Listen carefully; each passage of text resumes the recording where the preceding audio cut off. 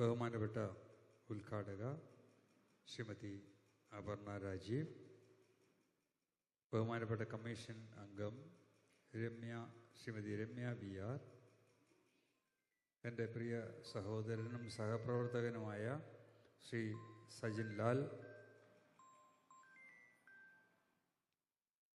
ബഹുമാനപ്പെട്ട കമ്മീഷൻ അംഗം ശ്രീമതി റിഷ ടി ഗോപൻ, മറ്റ് വേദിയിലും സദസ്സിലും സന്നിഹിതരായിട്ടുള്ള സഹോദരി സഹോദരന്മാരെ, പബ്ലിക് സർവീസ് കമ്മീഷനിലെ ഉദ്യോഗസ്ഥരെ, ഓണം ഗൃഹാതുരത്വം ഉണർത്തുന്ന നമ്മുടെ ഉത്സവം. ഓണത്തെക്കുറിച്ചൊക്കെ സംസാരിക്കുമ്പോൾ സാധാരണ ഞാൻ വാചാലനാകാറുണ്ട്. അതിൻ്റെ മിത്തോളജിയും അതിൻ്റെ ഇന്നത്തെ പ്രസക്തിയും ഒക്കെ വിശകലനം ചെയ്ത് സംസാരിക്കുകയായിരുന്നു എൻ്റെ പതിവ്. പക്ഷേ ഇപ്പം ഞാൻ കുറച്ചേ സംസാരിക്കുന്നുള്ളൂ. കാരണം ഡെങ്കിപ്പനി എന്ന് പറയുന്ന ഒരു പനി പിടിച്ച് എഴുന്നേറ്റിട്ട് 4 മാസമേ ഉള്ളൂ. ഇന്നലെ ചെക്കപ്പിന് പോയപ്പോൾ ഡോക്ടർ പറഞ്ഞു ഇനിയും അതിൻ്റെ അവശതകൾ ഒരു 3 മാസവും കൂടി ഉണ്ടാകും എന്ന് പറഞ്ഞു. അതാണ് ഞാൻ നടക്കാനുള്ള ചെറിയ ബുദ്ധിമുട്ട്. അതുകൊണ്ട് അധികം സംസാരിക്കുന്നില്ല. മഹാബലി, പ്രഹ്ലാദൻ്റെ കൊച്ചുമകൻ ഒരു സങ്കല്പമാണ്. കാരണം പണ്ടത്തെ കാലത്തും ഇപ്പോഴും എല്ലാ മനുഷ്യർക്കും ഉള്ള ഒരാഗ്രഹമാണ് സദ്ഭരണം. അഴിമതിയില്ലാത്ത, സ്വജനപക്ഷപാതമില്ലാത്ത, വർഗ വർണ്ണ വിഭാഗീയ ചിന്താഗതിയില്ലാത്ത ഒരു ഭരണം. നാച്ചുറൽ, സ്വാഭാവികമായ ആഗ്രഹം. ആ ആഗ്രഹത്തിൻ്റെ പ്രതിച്ഛായയാണ് മഹാബലി, പ്രഹ്ലാദൻ്റെ കൊച്ചുമകൻ. കള്ളവുമില്ല, ചതിയുമില്ല, ഒന്നുമില്ലാത്ത ഒരു കാലത്തെക്കുറിച്ചാണ് നാം മനസ്സിലാക്കിയിട്ടുള്ളത്. PSC ഓഫീസിലേക്ക് കയറി വരുമ്പോൾ എൻ്റെ മനസ്സിൽ മുഴുവനും ഈ അടുത്ത കാലത്തുണ്ടായ പത്രങ്ങളിൽ വന്ന വാർത്തകളായിരുന്നു. ഏതായാലും ഇവിടെ വന്ന് അനന്തകൃഷ്ണ സാറുമായിട്ട് സംസാരിച്ച് കഴിഞ്ഞപ്പോൾ ഒരു കാര്യം മനസ്സിലായി. തുടക്കം മുതൽ ഇതുവരെ അന്നും ഇന്നും ഭരണ വിശുദ്ധി കാത്തു സൂക്ഷിക്കുന്ന ഒരു സ്ഥാപനമാണ് PSC എന്ന് അദ്ദേഹത്തിൻ്റെ വാക്കുകളിൽ നിന്നും എനിക്ക് മനസ്സിലായി. സന്തോഷം. പുറത്തറിയുന്നത് അങ്ങനെയല്ല. ഏതായാലും സത്യം മനസ്സിലാക്കാൻ ഒരു കലാകാരൻ എന്നുള്ള നിലയിൽ കഴിഞ്ഞതിൽ ഈ ഓണക്കാലത്തെ സന്തോഷം ഞാൻ പങ്കുവയ്ക്കുന്നു. ഇവിടെ അനന്തകൃഷ്ണ സാറിനെ കഴിഞ്ഞ് ഞാൻ പരിചയപ്പെട്ടത് അഭിലാഷ് എന്ന ആളുടെ പേര് ആണ് തോന്നുന്നു. അദ്ദേഹം പൂന ഫിലിം ഇൻസ്റ്റിറ്റ്യൂട്ടിൽ നിന്ന് ആക്ടിംഗ് കോഴ്സ് പാസ്സായി സുദീർഘമായ രീതിയിൽ ഡിപ്ലോമ പാസ്സായി വന്നിട്ടുള്ള ഒരു ഉദ്യോഗസ്ഥനാണെന്ന് എനിക്ക് മനസ്സിലായി. എനിക്കതിൽ വലിയ സന്തോഷമുണ്ടായി. കാരണം ഞാൻ മഹാത്മാഗാന്ധി കോളേജിൽ ഫൈനൽ ഇയർ പഠിക്കുമ്പോഴാണ് പൂന ഇൻസ്റ്റിറ്റ്യൂട്ടിൽ ഇൻ്റർവ്യൂവിന് പോകുന്നത്. അന്ന് ദേശീയ തലത്തിലുള്ള ടെസ്റ്റാണ്, റിട്ടൺ ടെസ്റ്റ്. മദ്രാസിൽ മാത്രമേ സെൻറ്ററുള്ളൂ സൗത്ത് ഇന്ത്യയിൽ. ഞാൻ എഴുതി പാസ്സായി. 12ാമത്തെ റാങ്ക് ആയിരുന്നു എനിക്ക്. അതിൽ തന്നെ ഡയറക്ഷനിൽ എനിക്ക് 3ാം റാങ്ക്. ഇൻ്റർവ്യൂവിന് പോയി. ഋഷികേശ് മുഖർജി എന്ന് പറയുന്ന, നിങ്ങൾ കുറച്ച് പേർക്കെങ്കിലും അറിയാതെ കേട്ടിട്ടുണ്ടാവും, എന്ന് പറയുന്ന പ്രശസ്ത സംവിധായകനും എഡിറ്ററുമായിരുന്നു അന്നത്തെ ഞങ്ങളുടെ chairman, interview board chairman. Rishikesh മുഖർജിയെക്കുറിച്ച് പറയുമ്പോൾ എടുത്തു പറയേണ്ടുന്ന ഒരു സിനിമയുണ്ട് മലയാളത്തിൽ, ചെമ്മീൻ. ചെമ്മീൻ്റെ എഡിറ്റർ. പല ചോദ്യങ്ങളും ചോദിച്ചു കഴിഞ്ഞതിന് ശേഷം അദ്ദേഹം എന്നോട് ചോദിച്ചു, other than poetry, story writing, painting, any other activity എന്ന്. നിർഭാഗ്യമെന്ന് പറയട്ടെ, ഞാൻ പറഞ്ഞു, കേരളത്തിലെ ഒരു പൊളിറ്റിക്കൽ പാർട്ടിയുടെ വിദ്യാർത്ഥി വിഭാഗത്തിൻ്റെ തിരുവനന്തപുരം ജില്ലാ പ്രസിഡൻ്റാണ് ഞാനെന്ന്. അവിടെ തുടങ്ങി എൻ്റെ കഷ്ടകാലം. അദ്ദേഹം പറഞ്ഞു, I will never entertain politicians inside this campus. അങ്ങനെ എനിക്ക് അഡ്മിഷൻ കിട്ടിയില്ല. തമിഴിലൊരു ചൊല്ലുണ്ട്, ഉണ്മയെ പേസ്, അങ്ങനെ പല പറഞ്ഞിട്ട് അവസാനം പേശാമ ഇരുന്നും പഴക് എന്ന്. ആവശ്യമില്ലാതെ സംസാരിക്കാതിരിക്കുക, അങ്ങനെയും ജീവിക്കുക എന്ന് പറയുന്ന ആ ആവശ്യമില്ലാത്തൊരു കാര്യം പറഞ്ഞതുകൊണ്ടാണ് എനിക്കന്ന് ആ അഡ്മിഷൻ ലഭിക്കാതെ പോയത്. പക്ഷേ തിരിച്ച് ട്രെയിനിൽ വരുമ്പോൾ എൻ്റെ ബർത്തിനടുത്ത് മറ്റൊരു സുഹൃത്തുണ്ടായിരുന്നു. അദ്ദേഹവും ഇൻ്റർവ്യൂവിന് വന്നിട്ട് കിട്ടാതെ പോയ ഒരു വ്യക്തിയാണ്. അപ്പോൾ അദ്ദേഹം പറഞ്ഞു, ഞാൻ ചോദിച്ചു എവിടെ പോകുന്നു? തിരിച്ച് മദ്രാസിലെ എൻ്റെ ഒരു അച്ഛൻ്റെ സുഹൃത്തിനെ കാണണം. അപ്പോൾ ബാലുഗിരിയത്തെ എങ്ങോട്ട് പോകണു? ഞാൻ പറഞ്ഞു എൻ്റെ അമ്മയുടെ ഒരു കസിനെ, ഒരു ബന്ധുവിനെ കാണണം. കണ്ടിട്ട് ഞാൻ ട്രിവാൻഡ്രത്തേക്ക് മടങ്ങും. കോളേജുണ്ട്, ഫൈനൽ ഇയറാണ്. ഏതായാലും മദ്രാസിൽ വെച്ച് ഞങ്ങൾ പിരിഞ്ഞു. അന്ന് ഓട്ടോറിക്ഷയൊന്നുമില്ല, ബസ്സിൽ തന്നെ കയറിപ്പോണം. ടാക്സി പിടിക്കാനുള്ള കാശൊന്നും അന്ന് കുട്ടികളായിട്ടുള്ള ഞങ്ങളുടെ കയ്യിലില്ല. അദ്ദേഹം ഒരു ബസ്സിൽ കയറിപ്പോയി, ഞാനൊരു ബസ്സിൽ കയറിപ്പോയി. ഞാൻ ചെന്നെത്തിയത് മലയാള ഭാഷയിലെ മഹാപണ്ഡിതനായിരുന്ന ഡോക്ടർ SK നായരുടെ, അതായത് മദ്രാസ് യൂണിവേഴ്സിറ്റിയിലെ Dean of faculty of Malayalam doctor SK നായരുടെ വീട്ടിലായിരുന്നു. ഞാൻ അവിടെ ചെന്നപ്പോൾ എൻ്റെ കൂടെ ട്രെയിനിലുണ്ടായിരുന്ന അഡ്മിഷൻ കിട്ടാതെ പോയ അയാളും അവിടെ ഇരിപ്പുണ്ട്. രണ്ടുപേരും ചെന്നത് ഒരു സ്ഥലത്താണ്. അപ്പോൾ അന്ന് doctor SK Nair censor board മെമ്പറും ഒക്കെയാണ്. എൻ്റെ മുത്തശ്ശൻ പ്രൊഫസർ വിദ്വാൻ CI ഗോപാലപിള്ളയുടെ ശിഷ്യനുമാണ്. അപ്പോൾ അദ്ദേഹം പറഞ്ഞു, അടയാർ ഇൻസ്റ്റിറ്റ്യൂട്ടിൽ വേണമെങ്കിൽ അഡ്മിഷൻ മേടിച്ചു തരാം. അപ്പോൾ എനിക്കൊരു വാശി, എനിക്ക് പൂന ഇൻസ്റ്റിറ്റ്യൂട്ട് തന്നെ കിട്ടണം. മറ്റേ കക്ഷി പറഞ്ഞു, ഞാൻ അടയാറിലാണെങ്കിൽ അടയാറിലെ ഫോട്ടോഗ്രാഫിയാണ് ഞാൻ താല്പര്യപ്പെടുന്നത്, ഒരു ഛായാഗ്രാഹകനാകണം എന്നാണ് എൻ്റെ ആഗ്രഹം. അദ്ദേഹം അവിടെ ജോയിൻ ചെയ്തു. ഞാനും എനിക്ക് പൂന ഇൻസ്റ്റിറ്റ്യൂട്ടിൽ അഡ്മിഷൻ ലഭിച്ചിരുന്നെങ്കിൽ അടൂർ ഗോപാലകൃഷ്ണൻ സാർ ഈ അടുത്ത കാലത്ത് എൻ്റെ അടുത്ത് പറഞ്ഞത്, ബാലുവിൻ്റെ പാറ്റേൺ ഓഫ് മേക്കിംഗ് സിനിമ മറ്റൊന്നായിരിക്കുമായിരുന്നു. ഏതായാലും ഞങ്ങൾ രണ്ടുപേരും ചലച്ചിത്ര രംഗത്തെത്തി. മറ്റേ ആളുടെ പേര് നിവാസ് എന്നാണ്. 5 നാഷണൽ അവാർഡുകൾ അദ്ദേഹം വാങ്ങിച്ചു. ചിലർക്കറിയാമായിരിക്കും, ഭാരതി രാജ എന്ന് പറയുന്ന ഒരു ഡയറക്ടർ. അദ്ദേഹത്തിൻ്റെ 16 വയതിലെ കിഴക്ക് പോയിൻ റെയിൽ തുടങ്ങിയിട്ടുള്ള നിരവധി സിനിമകളുടെ ആയിരുന്നു നിവാസ്. അദ്ദേഹം ജീവിച്ചിരിപ്പില്ല. അപ്പോൾ ഒരു അഡ്മിഷൻ ലഭിക്കുക എന്നൊന്ന് അല്ല ഒരു വഴി, നമ്മുടെ ലക്ഷ്യത്തിലെത്താനുള്ള മാർഗം എന്ന് പറയാനാണ് ഞാനിത് പറഞ്ഞത്. പൂന ഇൻസ്റ്റിറ്റ്യൂട്ടിൽ കിട്ടിയില്ലെങ്കിൽ മറ്റൊരു വഴിയിലൂടെ സിനിമാ രംഗത്ത് എത്തണമെന്നുള്ളത് ഇതാണ് എൻ്റെ സന്ദേശം. എത്തണമെന്നുള്ളത് എൻ്റെ ആഗ്രഹമായിരുന്നു. അതിന് ഞാൻ കണ്ടെടുത്ത വഴി എന്ന് പറയുന്നത്, അതിന് മുമ്പ് ഒരു കാര്യം പറയാം. എൻ്റെ മുത്തച്ഛൻ ഇവിടെ ട്രാവൻകൂർ യൂണിവേഴ്സിറ്റിയിലെ പ്രൊഫസർ ഓഫ് ഓറിയൻ്റൽ ലാംഗ്വേജസ് ആയിരുന്നു. അദ്ദേഹത്തെ എറണാകുളത്ത് നിന്ന് തിരുവനന്തപുരത്തേക്ക് ചിത്തിരുനാൾ മഹാരാജാവിനെ പഠിപ്പിക്കാൻ പാലസ് ട്യൂട്ടറായിട്ട് പണ്ട് ശ്രീമൂല തിരുനാൾ മഹാരാജാവ് കൊണ്ടുവന്നാണ്. അദ്ദേഹത്തിൻ്റെ അനിയൻ അഡ്വക്കേറ്റ് CI പരമേശ്വരൻ പിള്ള വളരെ സീനിയർ അഡ്വക്കേറ്റ് ആയിരുന്നു ഹൈക്കോടതിയിൽ. അദ്ദേഹം അന്ന് സെൻട്രൽ സംഗീത നാടക അക്കാദമിയുടെ വൈസ് ചെയർമാൻ രാഷ്ട്രപതിയാണ്. അപ്പോൾ ഞാൻ അദ്ദേഹത്തോട് പറഞ്ഞു, ഞാനിങ്ങനെ പൂന ഇൻസ്റ്റിറ്റ്യൂട്ടിൽ ഇൻ്റർവ്യൂവിന് പോവുകയാണ്. ഞാൻ അറിഞ്ഞു പൂന ഇൻസ്റ്റിറ്റ്യൂട്ടിൻ്റെ പ്രിൻസിപ്പൽ ജഗത് മുരാരി ഈ സംഗീത നാടക അക്കാദമിയിലെ ബോർഡിലുണ്ട് എന്ന്. ഒരു വാക്ക് പറഞ്ഞാൽ ചിലപ്പോൾ എനിക്ക് അഡ്മിഷൻ കിട്ടിയേക്കും. അപ്പോൾ അദ്ദേഹം പറഞ്ഞു, if you feel that you need recommendation in the field of art, that it self is A disqualification.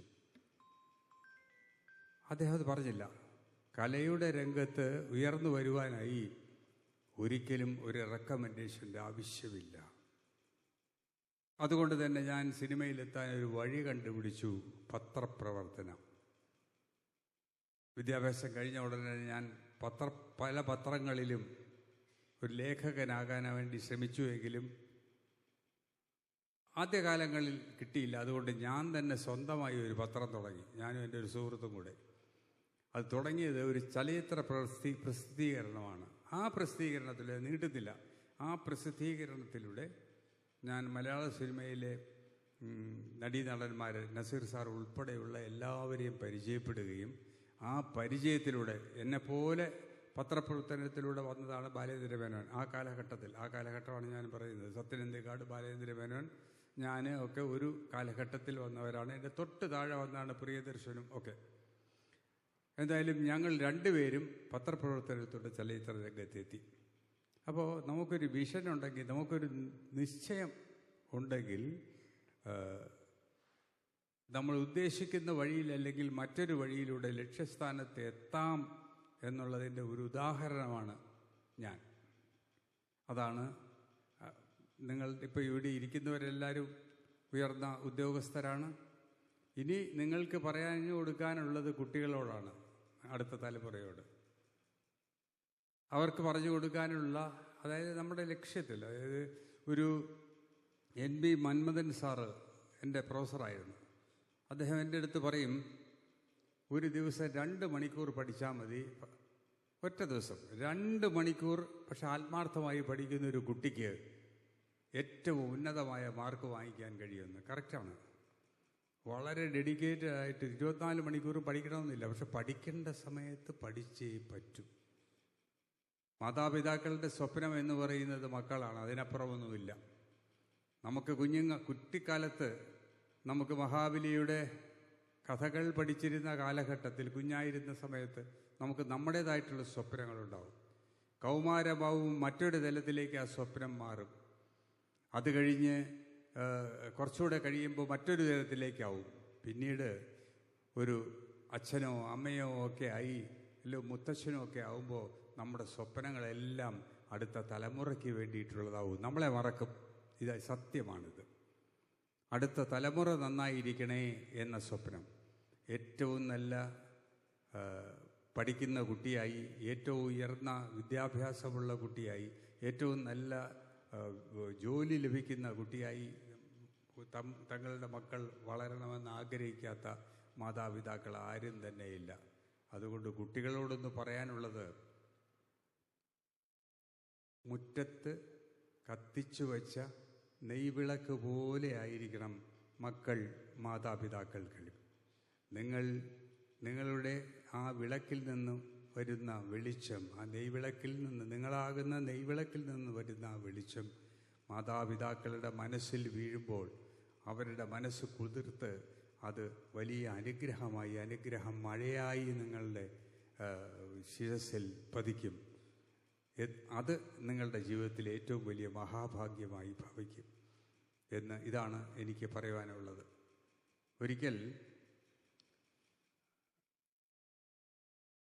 D.H. ലോറൻസിൻ്റെ കഥകൾ, ലേഡി ചാറ്റർലിസ് ലവർ, കാക്കനാടൻ, പമ്മൻ, അങ്ങനെയുള്ളവരുടെ കഥകളും നോവലുകളും വായിച്ചിരുന്ന ഒരു കൗമാരകാലം എനിക്കുണ്ടായിരുന്നു.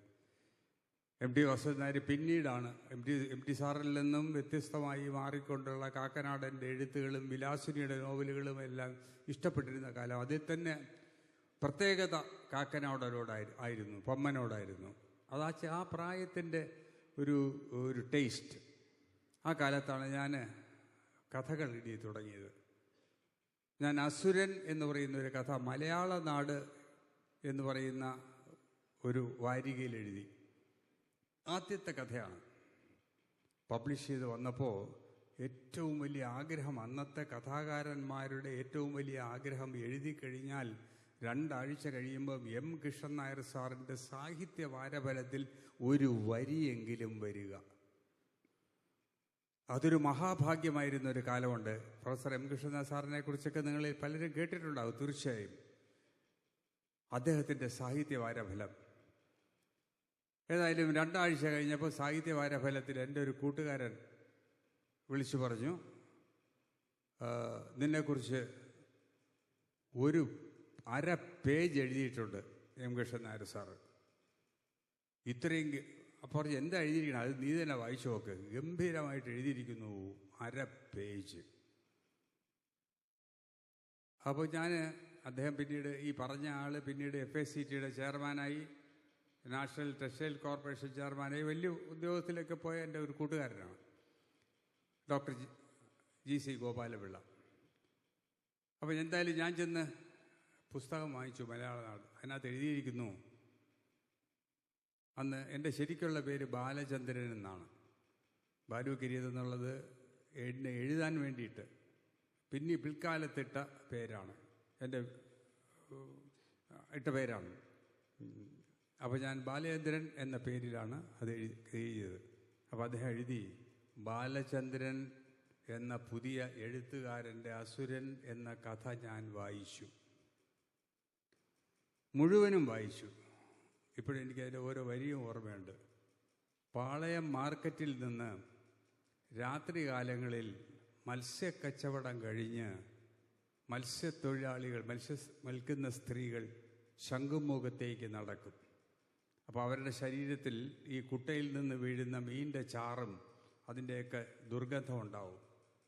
അവർ നടന്ന് പേട്ട മാർക്കറ്റിൻ്റെ അവിടെ എത്തുമ്പോൾ അളിഞ്ഞ മാംസത്തിൻ്റെ മണം, അവിടെ ഒരു ഈ ഇതിനെ ഏതാണ് ആടുമാടുകളെയൊക്കെ വിൽക്കുന്ന ഒരു മാർക്കറ്റുണ്ട് പേട്ടയിൽ, നിങ്ങൾക്കറിയാമായിരിക്കും.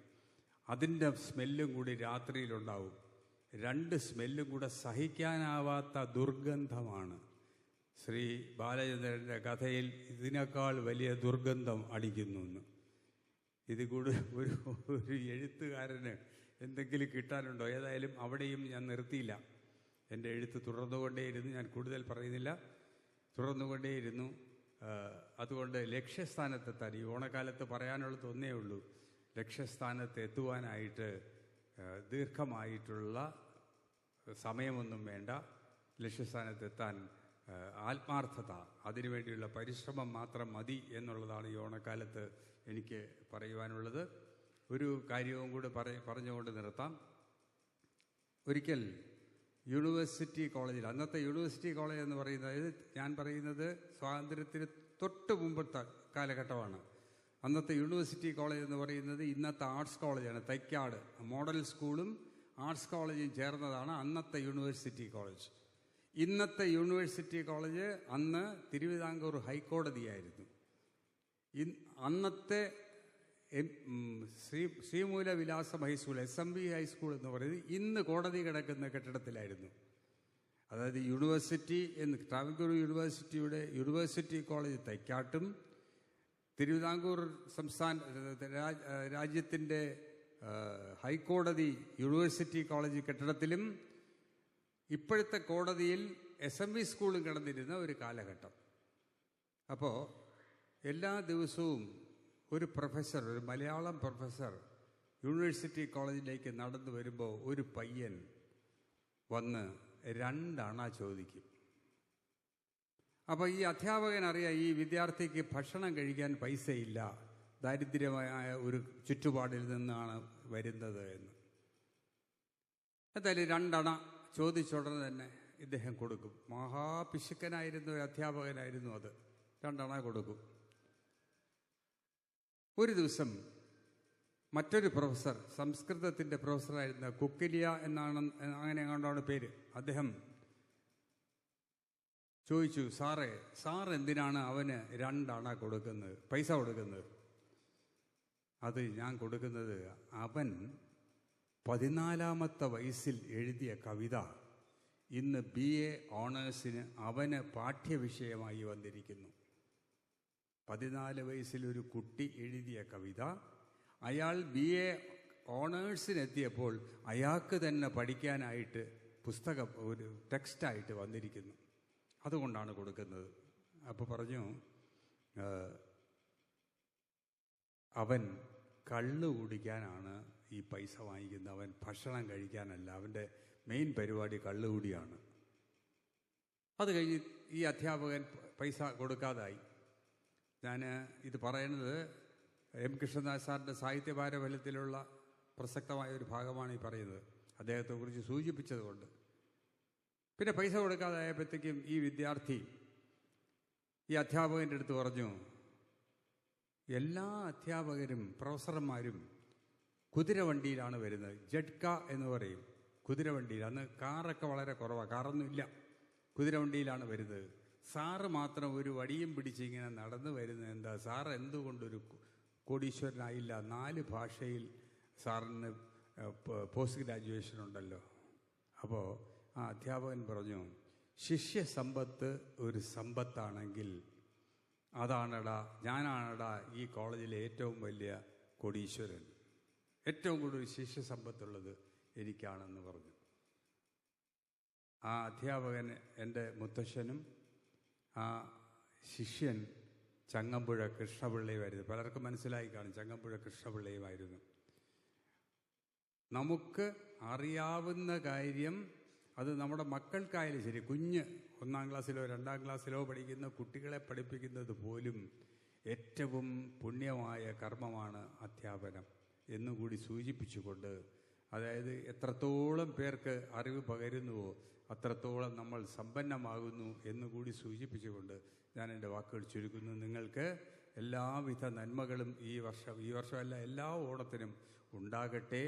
ഐശ്വര്യപൂർണമായിട്ടുള്ള ഒരു മലയാള വർഷം ഇതാ നിങ്ങൾക്ക് വേണ്ടി കാത്തിരിക്കുന്നു എന്ന് പറഞ്ഞുകൊണ്ട് ഞാൻ എൻ്റെ വാക്കുകൾ ചുരുക്കുന്നു. നന്ദി, നമസ്കാരം.